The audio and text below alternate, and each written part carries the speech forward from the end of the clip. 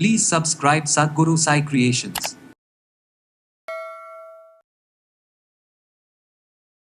பெண்களுக்கு நிறைய பேருக்கு இருக்கிற ஒரு பிரச்சனை என்னென்னா இர்ரெகுலர் பீரியட்ஸ். ஸோ நிறைய பெண்கள் சந்திக்கக்கூடிய ஒரு விஷயம் என்னென்னா வெயிட் கெயின் ஆகிறது இருக்குங்க, ஹேர் ஃபால் ஆகுது, ஆட்டோஇம்யூன் கண்டிஷன் இருக்குது, இந்த ஹசிமோட்டோ தைராய்டிட்டிஸ் சொல்கிறோம் இல்லைங்களா.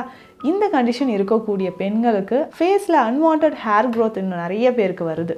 ஸோ இதுக்கு எல்லாமே காரணம் என்னவாக இருக்கும்? ஸோ பெண்கள் நிறைய பேருக்கு ஒயிட் டிஸ்சார்ஜ் இருக்குது, அடிக்கடி யூரினரி ட்ராக் இன்ஃபெக்ஷன் இருக்குது, ஸ்கின் எல்லாம் ரொம்ப ரஃப் ஆகும். அதே மாதிரி சில இடங்களில் மட்டும் உடலில் அந்த கருமை நிற திட்டுக்கள் மாதிரி வந்துடும், கழுத்தை சுற்றி கருப்பாகிற மாதிரி இருக்கும். ஸோ இந்த வெயிட் தூக்கணும் இதனால தான் பெயின் இருக்குன்னு நினச்சிப்போம். ஆனால் உங்கள் யூட்ரஸில் ப்ராப்ளம் இருக்கும்போது ட்ரை ஸ்கின் இருக்கிறது, இந்த கழுத்தை சுற்றி கருப்பாக இருக்குது, ஃபேஸில் சில திட்டுக்கள் இருக்குது அப்படின்னு சொல்கிறோம். நிறைய பேர் சொல்கிற ஒரு விஷயம் என்னென்னா, ஆல்ரெடி 2 பேபிஸ் இருக்காங்க, ஸோ இதுக்கப்புறம் யூட்ரஸ் ஃபைப்ராய்டு இருந்தால் என்ன பண்ணுறது, ஹிஸ்டெக்டமி பண்ணிடலாமா, யூட்ரஸ் ரிமூவ் பண்ணிடலாமா, அந்த அளவுக்கு யோசிப்பாங்க.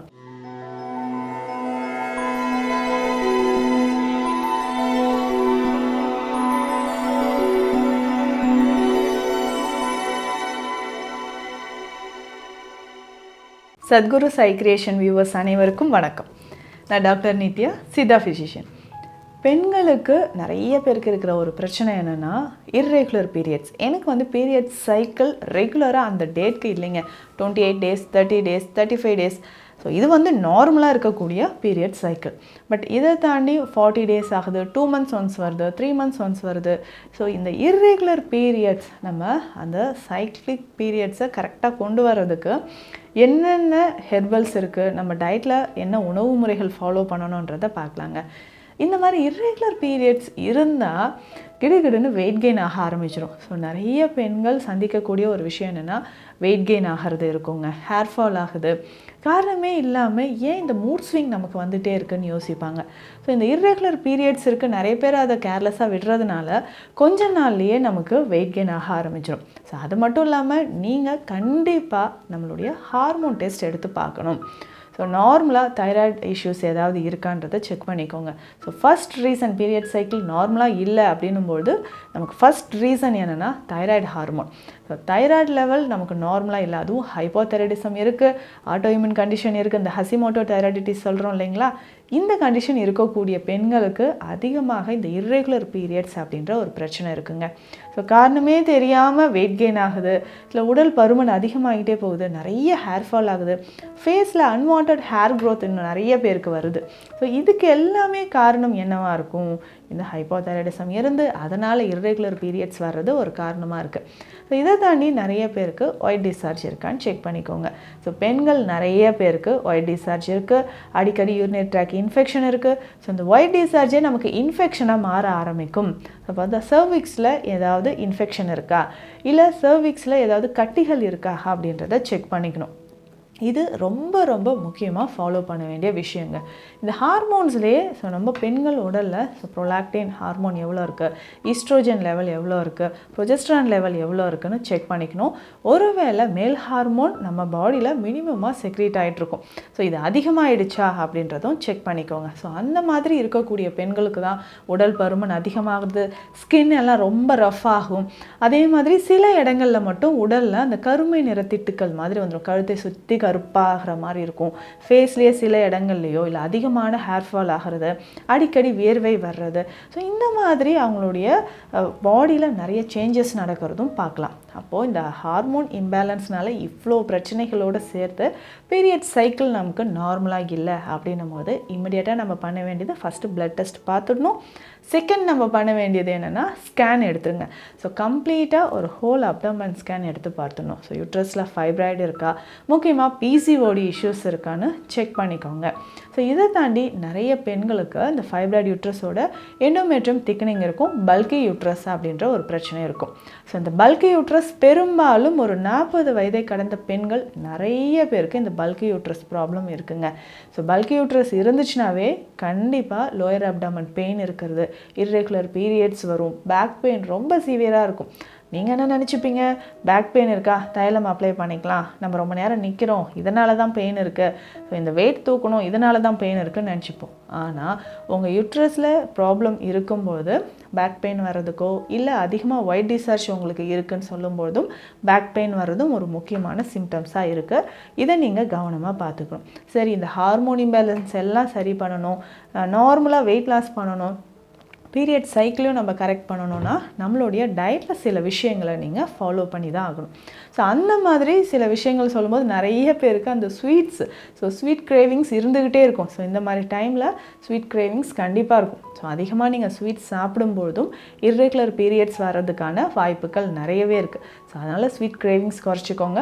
அதிகமாக புளிப்பு சார்ந்த உணவுகள் எடுக்கிறது, முக்கியமாக நான்வெஜ் நிறைய சாப்பிட்றது, ஃப்ரை பண்ணி டீப் ஃப்ரை பண்ணி ஃபுட் எடுத்துக்கிறீங்களா, அதை எல்லாமே அவாய்ட் பண்ணிக்கோங்க. ஸோ மெயினாக பெண்கள் ஸோ இர்ரெகுலர் பீரியட்ஸ் இருக்குது, மாதவிடாய் சுழற்சி நார்மலாக இருக்கிறதுக்கு எடுக்கக்கூடிய உணவுகள் அப்படின்னா நல்ல துவர்ப்பு சக்தி இருக்கக்கூடிய உணவுகள், கசப்பு இருக்கக்கூடிய உணவுகளாக எடுத்துக்கணும். ஸோ இதில் மெயினாக பார்த்தீங்கன்னா வாழைப்பூ ரொம்ப சிறந்தது. ஸோ அத்திப்பழம் எடுத்துக்கலாம், அத்தி பிஞ்சா நீங்கள் எடுத்துக்கலாம். ஸோ இது ரெண்டுமே பார்த்தீங்கன்னா கஷாயமாக டெய்லி நீங்கள் எடுத்துகிட்டு வரலாம். ஸோ காலையில் வாழைப்பூ கஷாயம் குடிக்கிறோமா, ஸோ ஈவினிங்கில் நம்ம அத்தி பிஞ்சு கஷாயமாக குடிச்சிக்கலாம், இல்லைனா சுண்டைக்காய் போட்டு அதை கஷாயமாக குடிச்சிட்டு வரலாம். ஸோ எந்த அளவுக்கு நம்ம துவர்ப்பு சுவை எடுக்கிறோமோ அந்த அளவுக்கு கர்ப்பப்பையில் உங்களுடைய யுட்ரஸில் இருக்கக்கூடிய ஃபைப்ராய்ட்ஸ் அதோட சைஸ் நமக்கு நல்லாவே குறையும். ஸோ நிறைய பேர் சொல்கிற ஒரு விஷயம் என்னென்னா, ஆல்ரெடி 2 பேபிஸ் இருக்காங்க, ஸோ இதுக்கப்புறம் யுட்ரஸ் ஃபைப்ராய்டு இருந்தால் என்ன பண்ணுறது, ஹிஸ்டெக்டமி பண்ணிடலாமா, யுட்ரஸ் ரிமூவ் பண்ணிடலாமா, அந்த அளவுக்கு யோசிப்பாங்க. அதுக்கப்புறம் வரக்கூடிய சைடு எஃபெக்ட்ஸும் நம்ம தான் ஃபேஸ் பண்ணணும். அதனால் ஃபைப்ராய்டு யுட்ரஸ் இருக்குது, இர்ரெகுலர் பீரியட்ஸ் இருக்குது, இதனால் பாடி வெயிட் கெயின் ஆகிட்டே போகுதுன்னா இந்த உணவு முறைகளை நீங்கள் ஃபாலோ பண்ணிக்கோங்க, நல்லாவே உங்களுக்கு ரிசல்ட் இருக்கும். இதில் பேசிக்காக நம்ம உணவு முறையில் பார்த்திங்கன்னா மஞ்சள் சேர்ந்த உணவுகளை நிறைய எடுத்துக்கோங்க. அதாவது மஞ்சள்லாம் காலையிலே நம்ம ஹாட் வாட்டரில் கொஞ்சம் மஞ்சள் போட்டு அந்த தண்ணியை நம்ம குடிக்கலாம். ஸோ இதனோட பெண்களுக்கு இந்த இர்ரெகுலர் பீரியட்ஸை நம்ம சரி செய்யக்கூடிய ஒரு முக்கியமான மூலிகைனா சதக்குப்பை. சதக்குப்பை டீயாக நம்ம பயன்படுத்தும் போதும் இந்த ஈஸ்ட்ரோஜன் லெவலை பேலன்ஸ் பண்ணுறதுக்கு, தைராய்டு நமக்கு ஹார்மோன்ஸை பேலன்ஸ் பண்ணுறதுக்கும், நிறைய பேருக்கு தைராய்டு கிளாண்டில் ஸ்வெல்லிங் இருக்கும், வீக்கமும் இருக்கும், அதை சரி செய்கிறதுக்கும் நீங்கள் சதக்குப்பையை எடுத்துக்கலாம். ஸோ சதக்குப்பை ஒரு 100 கிராம்ஸ் எடுத்துட்டிங்கன்னா இதனோட 50 கிராம்ஸ் மஞ்சள், சதக்குப்பை 100 கிராம் வாங்கிட்டு அதை க்ளீன் பண்ணிக்கோங்க, லைட்டாக ஃப்ரை பண்ணுங்கள். இது அந்த சோம்பு மாதிரியான ஒரு மூலிகை தான், நாட்டு மருந்து கடைகள்லேயே உங்களுக்கு கிடைக்கும். ஒரு 100 கிராம்ஸ் வாங்கிட்டு லைட்டாக ஃப்ரை பண்ணி பவுடர் பண்ணி எடுத்து வச்சுக்கோங்க, கொரகொரப்பாக டீ பவுடர் மாதிரி. இதனோட 50 கிராம் மஞ்சள் பொடி கலந்துக்கோங்க, 50 கிராம் சீரகம், 25 கிராம் கருஞ்சீரகம், 25 கிராம் ஏலக்காய். ஸோ இப்படி கலந்து எடுத்து வச்சுட்டு காலையில் இதை எம்டி ஸ்டொமக்கில் டீ மாதிரி குடிச்சிட்டே வரணுங்க. ஸோ ஒரு ஸ்பூன் எடுத்து 3 கிளாஸ் தண்ணி விட்டு நல்லா பாயில் பண்ணிக்கோங்க. இதில் ஒரு சின்ன துண்டு கருப்பட்டி சேர்த்துக்கணும். ஸோ கருப்பட்டி சேர்த்து இதை நல்லா கஷாயம் மாதிரி பாயில் பண்ணிவிட்டு எம்டி ஸ்டொமக்கில் குடிச்சிக்கோங்க. இது குடிச்சிட்டு ஒரு 1 ஹவருக்கு அப்புறமும் நம்ம வாழைப்பூ கஷாயமாக குடிக்கலாம். எத்தனை கஷாயம் தாங்க குடிக்கிறது அப்படின்னு கேட்டிங்கன்னா, ஸோ ஒரு நாள் நீங்கள் சதக்குப்பை குடிக்கிறீங்கன்னா நெக்ஸ்ட் டே நீங்கள் வாழைப்பூ கஷாயமாக குடிக்கலாம். இப்படி நீங்கள் டைம் இருக்கும் போதெல்லாம் அந்த துவர்ப்பு சுவை எந்த அளவுக்கு உங்கள் உடலுக்குள்ளே போகுதோ ஹீமோக்ளோபின் லெவல் நமக்கு மெயின்டைன் ஆகும், நல்லா வெயிட் லாஸ் ஆக ஆரம்பிக்குங்க. ஸோ தேவையில்லாத அந்த கொழுப்புகள் இருக்குது பார்த்திங்களா, அந்த ஸ்வீட்ஸ் நிறைய சாப்பிட்ருப்பீங்க, ஸோ அதனால் அங்கங்கே நிறையவே நமக்கு ஃபேட் டெபாசிட் ஆகிருக்கும். அதை கரைக்கிறதுக்கும் இந்த சதக்குப்பை டீயை நீங்கள் எடுத்துக்கலாம். உணவு முறையை பொறுத்த வரைக்கும் நல்ல வெஜிடபிள்ஸ் வச்சு சாப்பிடுங்க. ஸோ வெஜிடபிள்ஸில் கோவக்காய் ரொம்ப முக்கியங்க, வெண்டைக்காய் எடுத்துக்கலாம், முள்ளங்கி வாரத்துக்கு 2-3 நாள் நீங்கள் பயன்படுத்திட்டு வரலாம். ஸோ இந்த மாதிரி வெஜிடபிள்ஸ் நிறைய எடுத்துக்கோங்க. இதனோட முருங்கைக்காய் ரொம்ப முக்கியம், கொத்தவரங்காய். ஸோ இதுவுமே பெண்களுக்கான ஒரு முக்கியமான ஒரு வெஜிடபிள்ஸ், தவறாமல் இதெல்லாம் சாப்பிட்டுக்கிட்டே வாங்க. ரெகுலராக இதை ஃபாலோ பண்ணிவிட்டு நல்ல ஒரு ஃபைபர் கண்டென்ட் இருக்கக்கூடிய வெஜிடபிள்ஸ் எல்லாம் நீங்கள் எடுத்துக்கிட்டே வரும்பொழுதும் நம்ம உடலில் தேவையில்லாத கழிவுகள் வெளியேறும். ஸோ ஃபஸ்ட்டு லாஸ்ட்டாக உங்களுக்கு எப்போ பீரியட்ஸ் வந்ததோ அந்த டேட்டை நோட் பண்ணி வச்சுக்கோங்க. அதுக்கப்புறமா திரும்ப எவ்வளோ டேஸ் கழிச்சு செகண்ட் டைம் நமக்கு வருது இந்த ட்ரீட்மெண்ட், இந்த டயட் எல்லாம் ஸ்டார்ட் பண்ணின்றதும் நோட் பண்ணுங்கள். கொஞ்சம் கொஞ்சமாக 3 to 4 மந்த்ஸில் நமக்கு பீரியட்ஸ் சைக்கிள் ரெகுலர் ஆகிடுங்க. அதுக்கப்புறம் திரும்ப ஒரு ஸ்கேன் எடுத்து பார்த்துட்டோம்னா ஸோ எந்த அளவுக்கு நம்ம ஃபைப்ராய்டு லெவல் எல்லாமே குறைஞ்சிருக்கும், பல்கி யூட்ரஸ் நார்மலுக்கு வந்திருக்கும், பிசிஓடி இதுவுமே நமக்கு குறைஞ்சிருக்கும். ஸோ இதனோடு சேர்த்து பார்த்திங்கன்னா நாவல் கொட்டை. ஸோ ஸோ நாவல் கொட்டையோட பவுடர் இருக்குது பார்த்தீங்களா, இதை எடுத்துக்கணும். இதனோட அசோகப்பட்டை பவுடராகவே உங்களுக்கு கிடைக்கும். ஸோ நாவல் கொட்டையோட பவுடர் 100 கிராம்ஸ்னால் அசோகப்பட்டை பவுடர் இது வந்து ஒரு 100 கிராம்ஸ் எடுத்துக்கோங்க. ரெண்டுமே ஈக்குவல் அமௌண்ட் எடுத்துக்கணும். இதையுமே நம்ம கஷாயமாக தான் குடிக்க போகிறோம். ஸோ இந்த கஷாயமும் நீங்கள் ரெகுலராக ஃபாலோ பண்ணிக்கோங்க. நான் சொன்ன இந்த 3 கஷாய முறைகளை ஏதாவது ஒன்று ரெகுலராக ஃபாலோ பண்ணாலும் உங்களுக்கு நல்ல ரிசல்ட் இருக்கும். ஸோ அதே மாதிரி கண்டிப்பாக ஒர்க் அவுட்ஸ் பண்ணிக்கோங்க. ஸோ யோக பயிற்சிகள் ரொம்ப முக்கியம், ரொம்ப முக்கியங்க. எப்பவுமே உட்காந்துட்டே இருக்கிற மாதிரி ஜாப் இருந்தாலும் ஸோ ஒரு நாளைக்கு மார்னிங் அண்ட் ஈவினிங் ஒரு 30 மினிட்ஸ் 30 நிமிடங்கள் நீங்கள் ஒர்க் அவுட்ஸ் பண்ணுங்கள். ஏரோபிக் எக்ஸசைஸ் பண்ணலாம், யோகாசன பயிற்சிகள் பண்ணுறது, இது எல்லாமே உங்களுடைய கர்ப்பப்பையை கிளென்ஸ் பண்ண ஆரம்பிக்கும். ஸோ உள்ளே இருக்கக்கூடிய கழிவுகள் வெளியேறும்பொழுது நார்மலாக நமக்கு பீரியட் சைக்கிள் வரும், வெயிட் லாஸ் ஆக ஆரம்பிக்கும். ரொம்ப முக்கியங்க. ஸோ பெண்களோட உடல் ஆரோக்கியம் அப்படின்னு சொல்கிறது அந்த உணவு முறை மூலமாகவே நம்ம சரி செஞ்சுக்கலாம்.